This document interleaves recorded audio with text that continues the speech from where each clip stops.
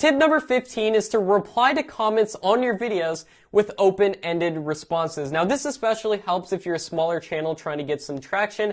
If you get comments on your videos like, I love this video so much, don't just reply to that comment saying, thanks, I'm really glad you love this video.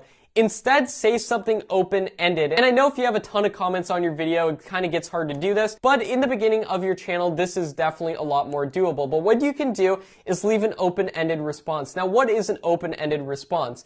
By that, I mean saying something that prompts the other person to reply and that actually gives them the chance to reply again. So for example, if someone comments on your video and they said, I love this video so much, that was great, you're going to want to reply with something along the lines of, thanks so much. Why did you like this video?